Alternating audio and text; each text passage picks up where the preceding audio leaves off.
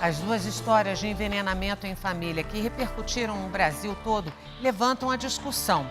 Por que esse tipo de crime é tão difícil de ser investigado como o homicídio? Esta semana, a mulher apontada como suspeita de um dos casos deixou a prisão e voltou para casa. Zeli é uma sobrevivente. Renasceu há 27 dias. Uma concentração de arsênio para uma pessoa, ela pode ser tóxica e letal, e para outra, ela pode não ser tóxica e letal. E isso explica um pouco o caso da dona Zeli. Lucélia é inocente. Voltou a ser livre há 6 dias. Quando eu lembro, eu choro ainda do que eu passei. Você pesa 52 anos, vai botar meu aniversário na cadeia. Isso foi muito triste pra mim, viu? Uma foi acusada de matar 2 crianças com cajus envenenados em agosto do ano passado. E nunca dei nenhuma sacola de caju pra nenhum menino. A outra sobreviveu a uma tentativa de envenenamento da própria nora no Rio Grande do Sul no dia 23 de dezembro.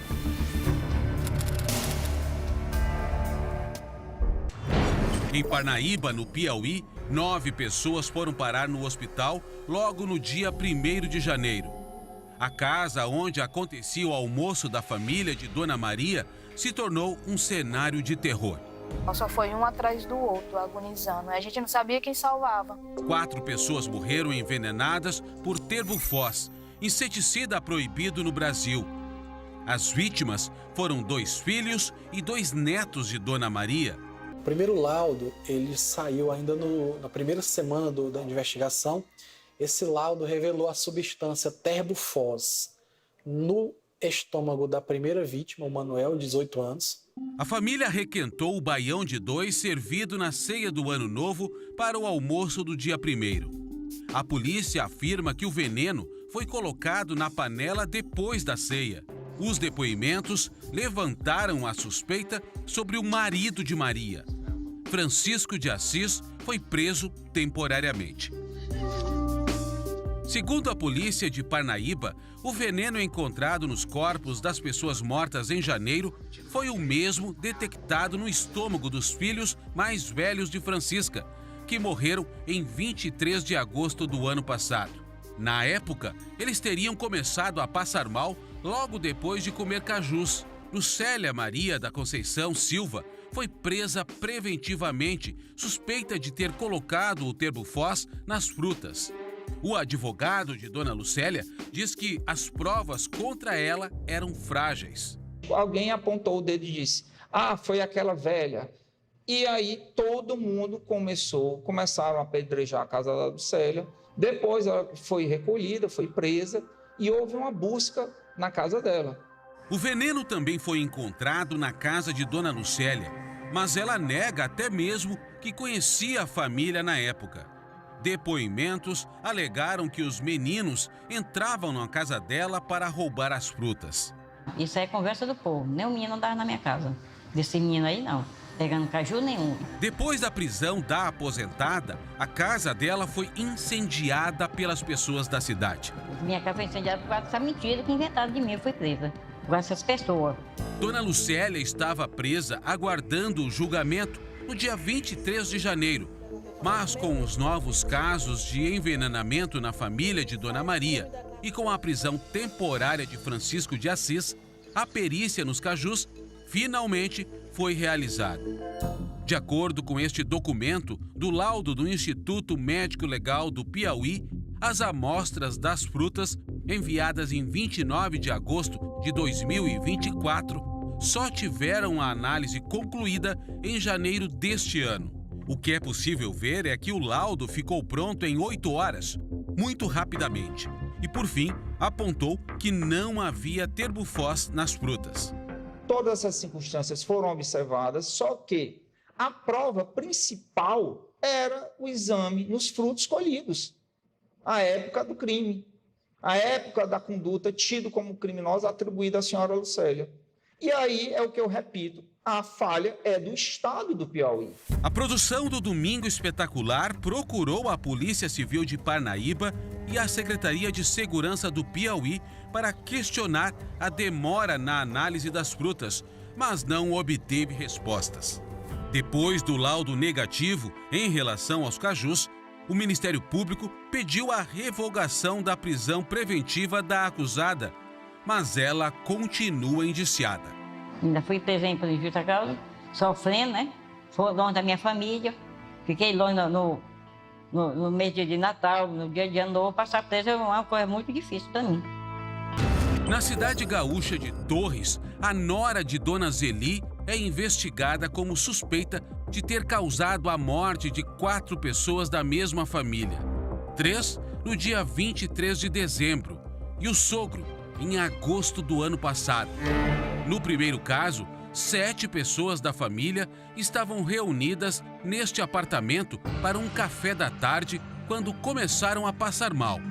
Zeli dos Anjos, que preparou o bolo, também acabou hospitalizada. Ela tinha certeza absoluta que ela iria escapar novamente, como tinha acontecido quando ela envenenou o sogro. O veneno encontrado nos corpos das 2 irmãs de Dona Zeli, Neuza e Maida, e da sobrinha Tatiana, foi arsênio, que pode ser considerado um dos elementos químicos mais letais. A quantidade do veneno chamou a atenção dos peritos. Para tu teres uma ideia, o nível mais alto chegou a mais de 380 mil microgramas por litro, que é considerado um limite de exposição a arsênio, é 35 microgramas. A investigação começou pelo bolo ingerido por todos. A farinha apresentou uma quantidade também muito elevada, mais de 65 gramas por quilograma de farinha, 2.700 vezes maior que a concentração do bolo. No corpo do sogro de Daisy, exumado depois das primeiras descobertas, também foi encontrada grande quantidade de arsênio. Ele morreu meses antes, depois de ingerir leite em pó e bananas levadas pelo filho e por Daisy até a casa de Zeli. O arsênio ele tem uma característica, então ele pode permanecer no corpo em alguns locais, principalmente como fígado e estômago, por muito tempo, e da mesma forma em materiais que possuem queratina, como cabelo e unhas. Para a polícia, a Dona Zeli era o alvo principal. A nora ainda chegou a fazer uma visita à sogra no hospital, onde levou alguns alimentos que hoje estão em análise. O Domingo Espetacular acompanhou o trabalho das peritas. A análise desses materiais tem o intuito de verificar a presença de alguma substância, né, já direcionada, obviamente, para o arsênio. E amostras de sangue do marido e do filho de Daisy também foram encaminhadas para análise no Instituto Geral de Perícias do Estado. Existe a suspeita de que, em dezembro passado, ela tenha colocado arsênio num suco oferecido aos 2. Ao perceber que a criança também havia ingerido a bebida, ela teria corrido para forçar o vômito. Pai e filho foram parar no hospital com sintomas de intoxicação alimentar. Mas a história não para por aí. Nós teríamos outras 3 vítimas e vai comprovar ainda mais a escalada criminosa, né, de que a Daisy vinha, né? A nora tinha muitas rixas e discussões com a família do marido. Mesmo assim, Zeli recebeu estes áudios antes do Natal. Será que o ano novo vai ser bom? Será que tudo que a gente passou a gente vai superar? Tu também teve uma intoxicação alimentar, tá aí agora? Ela falando para a sogra que a sogra teve uma intoxicação alimentar, quando ela tinha dado veneno para a sogra. Desde que Dona Zeli deixou o hospital, ela passou a viver nesta rua, na praia de Arroio do Sal, no litoral gaúcho. O filho, que é marido de Daisy, e o neto dela também vieram ficar aqui.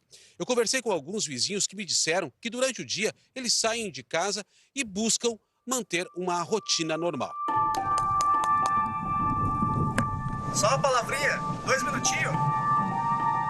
A polícia segue com as investigações e busca mais provas para descobrir como Daisy planejava os crimes. Ela troca os nomes. É Daisy Moura dos Anjos. E ela coloca na nota fiscal Daisy Marques dos Anjos. Altera também o CPF. Deise Moura dos Anjos está presa preventivamente desde o início de janeiro numa penitenciária feminina em Torres. Ela é acusada de triplo homicídio qualificado e tripla tentativa de homicídio. A polícia continua investigando outros possíveis crimes atribuídos a ela. A investigação aponta ainda que Deise teria comprado o veneno por pelo menos 4 vezes desde agosto do ano passado, data em que o sogro morreu. Nós nunca imaginávamos que seria tão fácil adquirir o arsênio através de sites pela internet, com entrega pelo correio. Os Correios responderam em nota que é proibido o envio de substâncias tóxicas e infecciosas como o arsênio. A empresa diz que, se encontrado algum produto suspeito, a encomenda é encaminhada às autoridades competentes para avaliação especializada. Isso vai fazer parte de uma outra investigação, de um outro inquérito policial que a gente pretende fazer futuramente.